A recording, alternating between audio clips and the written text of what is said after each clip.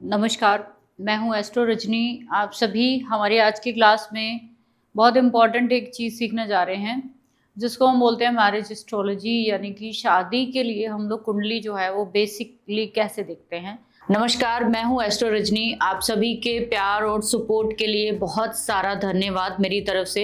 एक छोटी सी इन्फॉर्मेशन आप सभी के लिए है। आप लोगों ने जैसे हर बार हर वीडियो में बहुत सारे कमेंट, बहुत सारी चीजें मुझे जो है सुझाव के रूप में दी और मैंने हमेशा उसको आजमाया है। तो हम लोग जो है एक आप लोगों के लिए इम्पोर्टेंट चीज ला रहे हैं, जो कि शुरू हो चुकी है ऑलमोस्ट, कि हर वीक जो है एक फुल डे वर्कशॉप्स जो है हमारी आएंगी, जिसमें आप वन डे में बहुत बड़े बड़े सब्जेक्ट यानी कि 10 दिन का जो कंटेंट है वो एक दिन में सीख सकते हैं। ये एक मेरी बहुत बड़ा जो मन था कि आप लोगों का जिनका बहुत ज्यादा टाइम नहीं होता जिनके पास सीखने के लिए, वो एक वन डे वर्कशॉप जो है वो ज्वाइन करके अपने लिए बहुत सारी चीजें जो है वो सीख सकते हैं। तो आप लोग अगर चाहें तो उसको ज्वाइन कर सकते हैं, जो शुरू हो चुकी है। हर संडे ये रहती है 12 से 4, या फिर जैसे भी थोड़ा वो टाइम जो है हम ऊपर नीचे चेंज करते हैं। दूसरी चीज कि हम लोग एलीट मेंबरशिप जो है नेक्स्ट मंथ ओपन करने जा रहे हैं। जो लोग भी मेरे साथ इंटर्नशिप करना चाहते हैं, ज्योतिष को पर्टिकुलर 0 से हीरो तक सीखना चाहते हैं, अपनी प्रेडिक्शन को बिल्कुल एक्यूरेट करना चाहते हैं, वो इसको ज्वाइन कर सकते हैं। सारी इंफॉर्मेशन आपको नीचे डिस्क्रिप्शन में मिल जाएगी। सेकंड चीज कि आप लोग जितने लोग भी रिकॉर्डेड कोर्स जो है अब हमारी एप्लीकेशन है वहां से ले पाएंगे, जिसका लिंक भी आपको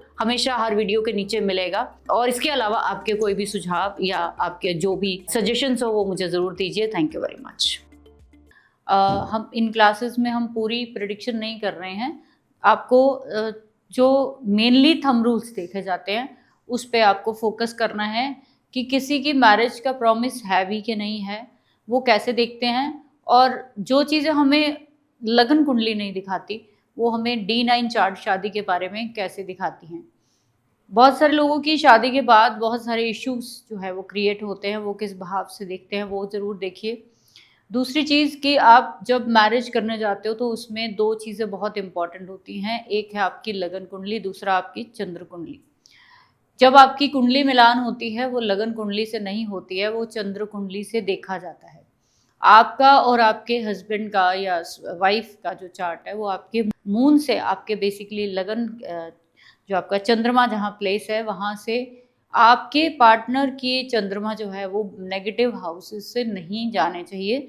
जैसे मान लीजिए आपका जो है वो आपके चंद्रमा से आपके पार्टनर का जो चंद्रमा है वो 6 से 12 से जाएगा, तो आप कहीं ना कहीं दोनों में जो अंडरस्टैंडिंग है वो नहीं हो पाती। सो आज की क्लास शुरू करते हैं।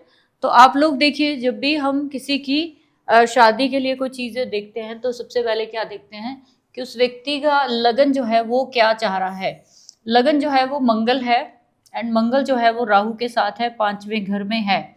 तो 5वां घर क्या होता है? 5वां घर जो है वो लव मैरिज का और साथ में आपके जीवन में आपके फ्रेंड सर्कल का होता है। तो पहली बात कि ऐसे व्यक्तियों की शादी जिनका भी लगन लॉर्ड 5th हाउस से होगा तो वो अपनी पसंद की मैरिज करेगा, बट ये कामयाब होगी कि नहीं होगी।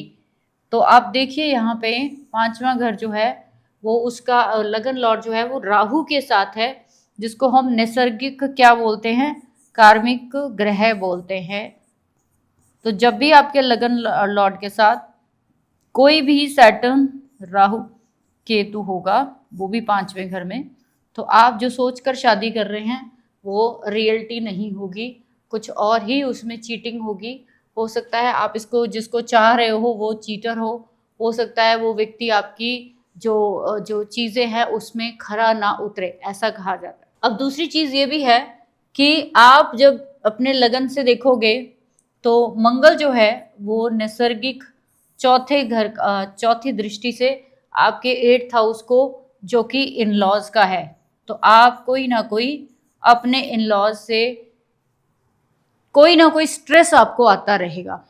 तो अगर मैं कहूँ तो आपके इन लॉज कहीं ना कहीं आपकी मुसीबत की वजह बनते रहेंगे, ये इसका मतलब है। ठीक है, अब देख लेते हैं कि ये व्यक्ति की शादी होनी चाहिए कि नहीं होनी चाहिए। हमेशा ध्यान रखिए, जब भी 7th हाउस को 7th का ही लॉर्ड देखेगा तो शादी तो जरूर होगी, पहली बात। दूसरी चीज कि सैटर्न देख रहा है तो शादी जो है वो लेट होगी, मैरिज लेट होगी। तो इस व्यक्ति की शादी जो है वो 34 के आसपास हुई है। ठीक, तो ये आपको दिख रहा है कि 7th का लॉर्ड भी देख रहा है, सैटर्न भी देख रहा है, तो शादी तो होगी, ये तो कंफर्म है। एक और इम्पॉर्टेंट सूत्र आपको बता देती हूँ कि बहुत सारे लोग हैं जो ये देखते हैं कि पहले तो शादी से पहले फिर भी आपकी चीज़ें ठीक चल रही थी, लेकिन आपने देखा शादी के बाद लफड़ा शुरू। तो आप देखिए कि केतु जब भी नैसर्गिक जो फंक्शनल मैलेफिक प्लैनेट होते हैं, जब भी 3, 7, 11 से कनेक्ट होंगे तो एक बार लाइफ में आप दोनों का सेपरेशन होना तय है। अब अगर ये प्लैनेट अच्छी राशियों में है, नीच के नहीं है, अच्छे किसी तरह से एस्पेक्ट में है, तो फिर ये सेपरेशन अच्छी चीज़ के लिए होगा, वरना किसी ना किसी लड़ाई झगड़े की वजह से आप 2 महीने, 2 दिन, 2 साल, 20 साल, कुछ भी आप समझ लो, सेपरेशन पक्का है जब भी 3, 7, 11 से ये चीज़ें आएंगी। ठीक है, ये आपको देखना है। अब ये यहाँ पे मेरे को ये दिख रहा है कि शादी तो होगी। अब यहीं पे अगर मान लीजिए कहा जाता है कि जब भी गुरु और शुक्र का कनेक्शन जो है वो आपस में अच्छा होना चाहिए, दोनों का आपस में कहीं पे भी 6, 8 और 12 का कनेक्शन नहीं होना चाहिए। अगर नहीं है तो शादी आपकी हो जाएगी, अगर है तो शादी होके टूटने के चांसेस रहते हैं। जिनकी भी मैरिज में ब्रेक आएगा उसकी वजह कहीं ना कहीं 3, 7, 11 में मैलेफिक का होना है। लगन में बैठने से शादी नहीं टूटती है कभी भी। सेकंड चीज़ कि मैरिज के लिए सबसे इम्पॉर्टेंट हाउस जो होता है वो आपके इन लॉज होते हैं, आपके इन लॉज होते हैं। तो इन लॉज का लॉर्ड कौन है यहाँ पे? मरकरी है। किसको देख रहा है? मरकरी 2nd हाउस में बैठा है। सन और मरकरी दोनों 2nd हाउस में किस में बैठे हैं? धन भाव में। आपके इन लॉज को आप कोई ना कोई फाइनेंशियल सपोर्ट करोगे लाइफ में। आपका इन लॉज का प्लैनेट जाके धन भाव में बैठा है तो उनको हेल्प करते हुए आप किसी ना किसी मुसीबत में जो है वो लाइफ में जरूर फंसोगे एक बार। ये इस चार्ट का प्रॉमिस है, ऐसे देखा जाता है। तो सबसे इंपॉर्टेंट हाउसेस क्या हो गए हमारे पास शादी के लिए? फर्स्ट 2 है, 7 है एंड 11 है। अगर इनमें पापी ग्रह नहीं है शादी निभ जाएगी। अगर लगन में पापी ग्रह है, चलता है, आप शादी लड़ाई झगड़े से, जिद से, देर से हो सकती है, बट ऐसा नहीं है कि शादी नहीं होगी। ठीक है, थ्रू 2, 7, 11 में गड़बड़ है तो शादी नहीं निभती है ज़्यादातर। इनके लॉर्ड्स अगर नेगेटिव है तो शादी नहीं निभती। अब इसी कुंडली को हम D9 पे देखते हैं तो वहाँ पे आपको और भी बड़ी सारी चीज़ें जो है वो दिखेंगी। जैसे यहाँ पे D9 चार्ट में लगन में जो है 7 नंबर राशि में बैठे हुए हैं बुध, कारक है 12th हाउस के। यहाँ पे आपके शादी का जो लगन बन रहा है, मैरिज का जो लगन बन रहा है वो आपका बन रहा है जी। यहाँ पे D9 चार्ट को हम भाग्य का चार्ट भी देते हैं, देखते हैं, सब कुछ देखते हैं। यहाँ पे आप देखिए कि जो 7th लॉर्ड है उसकी क्या कंडीशन है। तो यहाँ पे मंगल है, मंगल अपने ही ट्राइन में बैठा है, जो बता रहा है कि जो आपका पार्टनर है वो काफ़ी पावरफुल होगा, बहुत एग्रेसिव होगा, बहुत एक्शन ओरिएंटेड होगा, ये दिखा रहा है। आपका पार्टनर जो उसकी राशि होती है D9 के, ज़्यादातर 7th हाउस की जो राशि होती है उसी के अल्फ़ाबेट के आपके पार्टनर की राशि होती है। पार्टनर का नाम कहाँ से होगा? जो भी आपके 7th हाउस की जो राशि है उसके अल्फ़ाबेट आप गूगल कर लीजिए, उन्हीं में से आपका जो पार्टनर होगा वो होगा। ठीक है, अब दूसरी चीज़ कि यहाँ पे आपको शादी में क्या दिक्कत दिख रही है। जैसे हमने D1 में देखा, तो यहाँ पे देखिए कि जो सैटर्न है वो 4th हाउस में बैठा है, राहु 4th हाउस में बैठा है। 4th हाउस क्या होता है? 4th हाउस होता है सुख भाव। सुख भाव में एक पिशाच योग जो है सैटर्न राहु का बना हुआ है। तो ऐसे व्यक्ति के लाइफ में क्या है, इसको हम पिशाच यानी कि बहुत ही दुख, जिसको कह लो कि हर वक्त किसी ना किसी दुख, चिंता, भय में रहने वाला आपका मन है, किसी ना किसी डर में आप जीते रहते हो, ऐसा कहा जाता है। तो सैटर्न राहु यहाँ क्या बता रहा है कि आपकी लाइफ में कहीं ना कहीं सुखों की कमी तो रहेगी। यही सैटर्न 10th एस्पेक्ट जो है वो डाल रहा है 7th हाउस में। यहाँ भी डिले दिखा रहा है वो, जैसे हमने यहाँ देखा ना डिले, ऐसे ही यहाँ भी डिले। तो तभी मैंने आपको पिछली क्लास में भी बोले हैं कि आप कान इधर से पकड़ लो, उधर से पकड़ लो, D9 से देख लो, D1 से देख लो, चंद्रमा से देख लो, सेम ही आपको सिचुएशन सब जगह पे मिले। अब जैसे मैंने आपको बोला कि इस व्यक्ति का लगन जो है वो 7 नंबर का है, वो लगन का लॉर्ड जो है वो जाके कहाँ बैठा है, 12th हाउस में। ऐसे व्यक्ति यहाँ पे देखिए कि ऐसे व्यक्ति मून और वीनस यहाँ क्या हो गए, नीच का हो गया। और 12th हाउस क्या होता है, वीनस नीच का हो गया। 12th हाउस किस चीज़ का होता है, यहाँ पे वो होता है हमारा बेडरूम लाइफ का। तो ऐसे लोगों को कहीं ना कहीं बेडरूम लाइफ का सुख नहीं मिलता। ये जितना अपने पार्टनर को सुख देते रहेंगे उतना इनकी लाइफ में सुख होगा। जितना ये यहाँ पे कंजूसी या फिर वो करेंगे कि भाई नहीं देना, कम खर्चो, ये करो वो करो, तो वो नहीं चलता है। ठीक है। अब दूसरी चीज़ कि आप देखिए कि आपके यहाँ पे आपके पार्टनर का आपकी फैमिली के साथ रिलेशन कैसा रहता है। तो आप देखिए कि आपकी फैमिली, आपकी जो पार्टनर होगी उसकी मदर जो है वो 4th हाउस से देखी जाती है। यहाँ से भी आप देखेंगे तो 7th हाउस से 4th हाउस, सन यहाँ पे आ रहा है।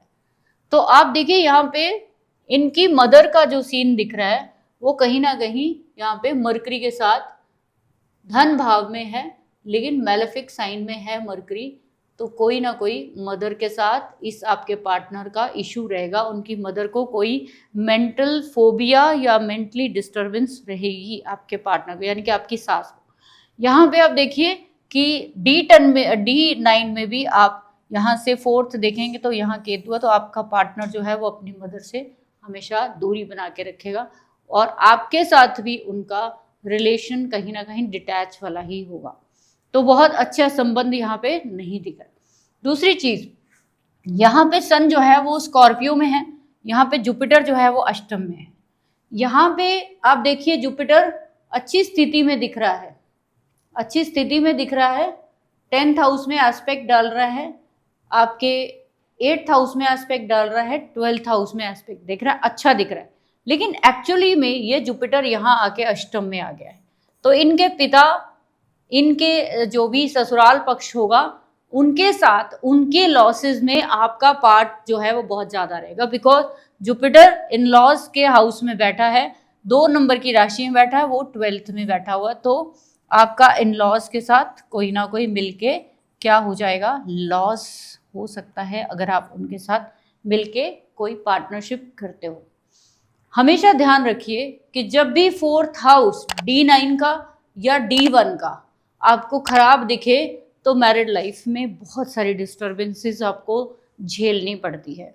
जब भी आपके D1 के D9 के 10th हाउस में बहुत सारे मैलेफिक प्लैनेट हो तो आपकी जो मदर इन लॉ है उनके साथ आपके बहुत सारे डिस्प्यूट हो जाते हैं। आपको हमेशा मैरिज के लिए ये देखना चाहिए कि मेरे चार्ट में सबसे अच्छी चीज़ जो है, अच्छी कंडीशन जो है वो क्या है जिसको मैं अच्छा कर पाऊँ। तो अगर आपको कहीं पे भी सैटर्न राहु केतु का कनेक्शन एस्पेक्ट से या किसी तरीके से भी यहाँ दिख जाए, जैसे कि ये हमारे किसी नॉन का चार्ट है तो इनका एक बार सेपरेशन हो चुका है, तो किसी फैमिली मैटर की वजह से आपस में हस्बैंड वाइफ के और फादर के साथ, मदर के साथ बहुत सारे डिस्प्यूट थे इस लड़की के, मतलब ये लड़के का चार्ट है तो इनकी वाइफ के डिस्प्यूट बहुत ज़्यादा थे अपने लॉज के साथ। तो वो हमेशा उनसे लड़ाई झगड़ा, तो जिसकी वजह से एक बार इनका सेपरेशन हो गया था, लेकिन उसके बाद सबने मिलके इस चीज़ को संभाला और कहीं ना कहीं इस सारी स्थिति को संभाल के दोनों के परिवार को एक किया। तो यहाँ पे आप देख सकते हो कि मैरिज में D1 चार्ट अगर बहुत क्लियर नहीं चीज़ें दिखा रहा तो D9 चार्ट आपको बहुत क्लियर चीज़ें दिखाएगा।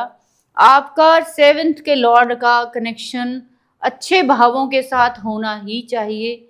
अगर वो नहीं है तो पार्टनर सुख नहीं देगा। आपकी शादी के बाद आपकी ग्रोथ होगी या आपका नुकसान होगा, ये बहुत कुछ डिपेंड करता है आपके 7th हाउस में। आपकी लाइफ में शांति होगी या अशांति होगी, ये बहुत कुछ डिपेंड करता है आपके 4th हाउस में। आपके जो भी आपके अपने पार्टनर को लेके एक्सपेक्टेशन है, या अपनी लाइफ में आपको जो भी डिस्प्यूट दिख रहे हैं, वो कहीं ना कहीं दो इम्पॉर्टेंट घरों से जुड़े होते हैं। वो है आपका लगन लॉर्ड और दूसरा 7th हाउस। सेम ही आपको D9 में देखना, सेम ही आपको मून कुंडली में देख सकते हो, सेम ही आपको जो है वो आपका लगन कुंडली में। तो ये इतना आसान पार्ट है जो आराम से आप अपने पार्टनर के बारे में जान सकते हो, किस राशि का है, किस दिशा से आएगा, एवरीथिंग जो है वो इस कुंडली से आप जान सकते हो। तो आप लोग भी अपने अपने मुझे कमेंट सेक्शन में बताइए कि आपके पार्टनर के जो राशि का अक्षर है, उनके नाम का अक्षर है, वो क्या है। मुझे ज़रूर बताइए कि क्या D9 में जो आपके 7th हाउस में है, क्या उस अल्फ़ाबेट से है या नहीं। ठीक है, नहीं है तो मैं फिर बताऊंगी क्या एक्सेप्शन है उसके पीछे कि क्यों नहीं है। ठीक है, so thank you very much. आप लोगों को छोटी छोटी चीज़ें इसलिए दे रही हूँ कि आप रिलेट कर पाओ। बाकी बड़ी क्लासेस तो आ ही रही हैं आपको, आपके पास, आप उसको समझिए, सीखिए और आगे बढ़िए। Thank you very much.